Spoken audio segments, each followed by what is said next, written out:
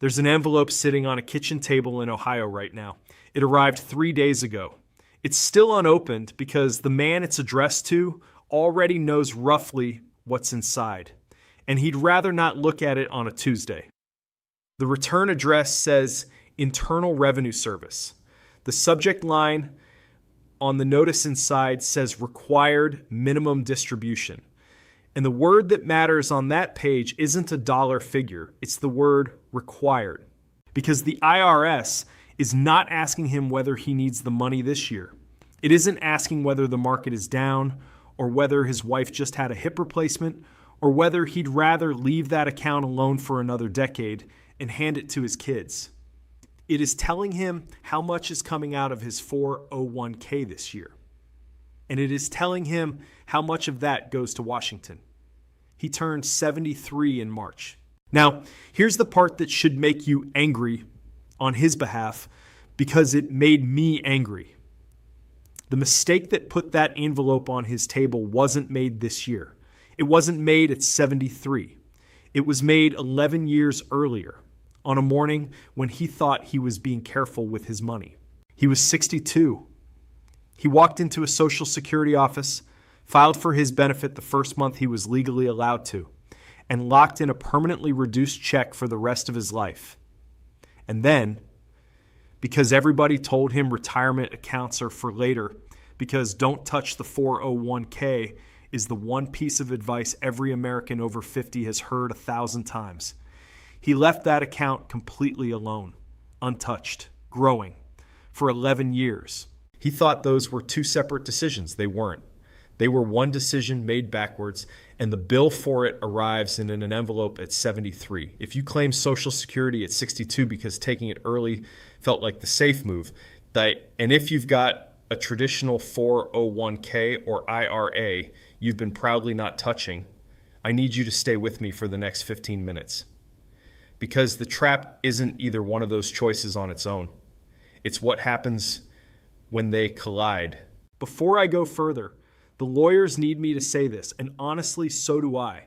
I'm not your accountant, I'm not your financial advisor, and I don't know your numbers. This is education, not a personalized plan. What I'm about to walk you through is a mechanism like a real, legal, automatic one. And once you see how it works on paper, you take your actual situation to a professional who works for you and not for a commission. Fair enough? Good. Let's open that envelope. Start with a number that almost nobody in this country acts on, 8%. That's what the Social Security Administration adds to your benefit for every single year you wait past your full retirement age up to age 70. 2/3 of 1% every month you don't file. It's called a delayed retirement credit, and it applies to everyone born in 1943 or later, which is every person watching this. 8% a year. Guaranteed by federal law, adjusted for inflation for the rest of your life. Guaranteed inflation-adjusted 8%. There is no product sold to retirees in America that offers that, and anyone promising it to you in writing would be investigated. The Social Security Administration prints it in a pamphlet, hands it to you, and the overwhelming majority of Americans walk right past it. Now run it the other direction, because the other direction is where the damage is. File at 62. The earliest month you're allowed, and your benefit is cut by roughly 30% compared to what you'd get at full retirement age. That's 5/9 of 1% for each of the first 36 months you claim early, and 5/12 of 1% for every month before that. And that cut is not temporary. It doesn't reset when you hit full retirement age. It doesn't reset when you turn 70. It is the number on your check in your 80s. And if you're married, it's the number your spouse may be living on after you're gone. Let me put real dollars on it using the 2026 figures for someone with a maximum taxable earnings history. Claim at 62, $2,969 a month. Claim at full retirement age of 67, $4,152 a month. Claim at 70, $5,181 a month. $2,969 versus $5,181. That's a gap of $2,212 every month for life. On the same work record, the same earnings history, the same person, The only variable is what date you signed the form. Over a single year, that gap is $26,544. And I want to be precise here because precision is the whole point of this channel. Those are maximum figures. Most people don't have a maximum earnings record. The average retiree benefit in 2026 runs around $2,071 a month. Your spread will be smaller in raw dollars. The percentages, though, the 30% cut, the 8% credit, those are identical for everyone. They don't care what your record looks like. I'd genuinely like to know where you landed on this one, so do me a favor and put it in the comments. What age did you file, or what age are you planning on? 62, 67, 70? No judgment either way. I want to see the split, and so will everyone else reading them. So the obvious conclusion is, wait, delay to 70, take the bigger check, protect your spouse, done. Except that's exactly where the man in Ohio thought he was being clever. Because while he was busy leaving Social Security alone, he was also busy leaving something else alone. And that account had a clock on it he never once looked at. Every American over 50 has been trained on one rule about retirement accounts. Don't touch it. Let it grow. It's the last thing you spend. That rule is not wrong. It is incomplete in a way that costs people real money. And here's why. That account has an age attached to it that has nothing to do with your age. Under the Secure 2.0 Act, the year you turn 73, the federal government requires you to start pulling money out of every traditional 401k and traditional IRA you own. Not suggests, requires. It's called a required minimum distribution. And if you were born in 1960 or later, that trigger moves to 75. Notice what that rule does not include. It does not include a clause about whether you need the money. There is no line on that form asking if you had a good year, or whether your portfolio is down, or whether you'd rather leave that balance to your daughter. The formula looks at your account balance on December 31st of the prior year, divides it by a life expectancy factor from an IRS table, and produces a number. That number comes out. It gets added to your taxable income for the year, whether you spend it, reinvest it, or stare at it in a checking account. So walk the 11 years the man in Ohio spent being disciplined. At 62, he had a 401k he was proud of. He didn't touch it. It grew. Good markets, bad markets, it grew. Every year he didn't take a withdrawal was a year the balance got larger. And every year the balance got larger was a year the number the IRS would eventually force out of it got larger too. He thought he was protecting the account. What he was actually doing was building the withdrawal. I'm not telling you compounding is bad. Compounding is the whole reason that account is worth what it's worth. But in a traditional 401k, every dollar of that growth is untaxed, not tax-free, deferred, because the IRS fully intends to collect on the way out at whatever your tax rate happens to be in the year it forces the withdrawal. You didn't avoid the tax. You postponed it into a year you don't control. And here's the sequencing problem sitting underneath all of it. Between the day you retire and the year you turn 73, there's usually a stretch, often 5, 8, sometimes 10 years, where your taxable income is the lowest it will ever be again. No paycheck. Maybe no Social Security yet if you delayed. Low income, low bracket. Those are the cheapest years of your entire financial life to pull money out of a traditional retirement account. And the conventional advice, don't touch it, tells you to spend those years doing nothing. Then at 73, when your income is going back up, the government hands you a mandatory withdrawal you can't refuse. Do this for me while it's in front of you. Put your birth year in the comments. That one number tells me the exact calendar year the IRS starts forcing withdrawals on you. 73 for most of you watching. 75 if you were born in 1960 or after. And it's worth knowing that date now while you can still do something about it instead of finding out from an envelope. Because so far I've shown you two problems standing next to each other, a reduced Social Security check on one side, a forced 401k withdrawal on the other. They don't stay on separate sides. In the year you turn 73, they land in the same tax return. And what happens when they hit at the same time is the actual reason that envelope in Ohio is still sitting unopened. Here is what happens in the year those two numbers land on the same return. Your Social Security is not automatically fully taxable. How much of it gets taxed depends on a figure the IRS calls provisional income. Roughly your other income plus half your Social Security. Stay under the thresholds and very little of your benefit is taxed. Cross them and more of it becomes taxable, until as much as 85% of your Social Security benefit is sitting there as taxable income. Now drop a required minimum distribution on top of that. The RMD doesn't just get taxed on its own. It raises your provisional income with some more, which drags more of your Social Security into the taxable column at the same time. 1, withdrawal, 2, tax effects. You're paying tax on the money you were forced to take out, and you're paying tax on a benefit that wasn't being taxed at that level the year before.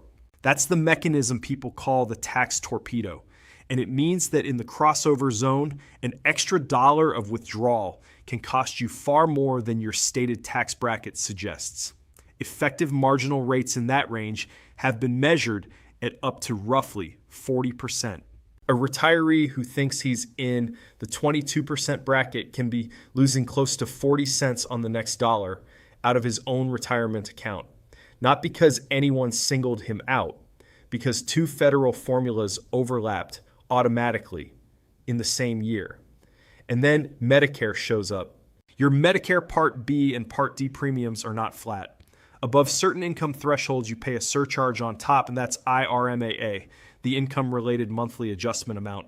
I've broken that system down in full in another video, and I'd point you there for the tier-by-tier detail. But the piece that matters right here is how it's triggered. IRMAA is a cliff, not a slope. Go $1 over a threshold, and you don't pay slightly more. You pay the entire next tier surcharge on both Part B and Part D for a full 12 months. And it's assessed on your tax return from 2 years earlier. So the RMD you're forced to take at 73 sets, your Medicare premiums at 75, by which point the money is long spent and the decision is long past appealing. That's what's in the envelope in Ohio. Not a scam, not a penalty, not anything he did wrong in the legal sense. 3 separate federal rules: the RMD formula, the provisional income thresholds, and the IRMAA brackets, working exactly as written, all triggered in the same year, on a man who spent 11 years doing what he was told was the responsible thing. The account he built to fund his retirement is now the reason his retirement costs more. And I want to name the thing that makes this so much worse in his specific case, because it's the whole point of this video. He's absorbing all of that on a Social Security check that was permanently cut by 30% at 62. The smaller check didn't protect him from the bigger tax bill. It just meant less income arriving to cover it. If you've already been through this, if you hit 73 and got a tax bill or a Medicare premium notice that was bigger than anything you'd planned for, say so in the comments, genuinely.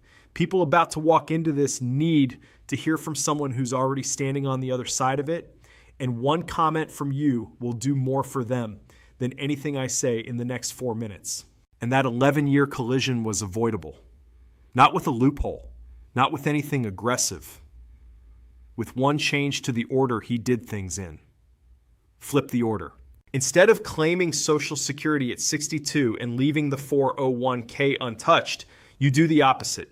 You live on the 401k first in those low income years between retiring and 73, and you let Social Security keep growing at 8% a year until 70.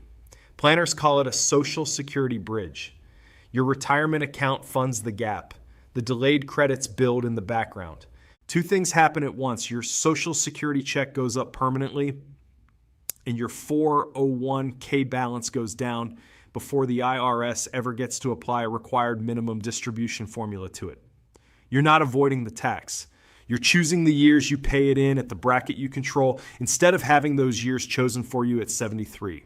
The same window works for Roth conversions. Move money out of the traditional account in those low bracket years, pay the tax now at a rate you can see, and what lands in the Roth has no lifetime required minimum distribution at all.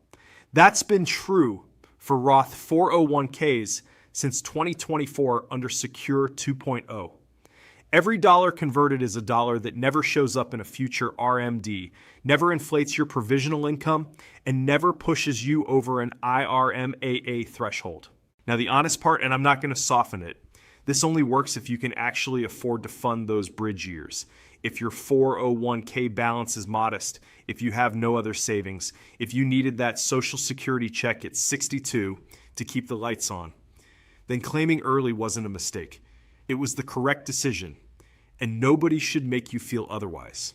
There is no single right claiming age. It depends on your health and your realistic life expectancy, whether you're married and what your spouse's record looks like, what other income you have, and how large that tax-deferred balance actually is.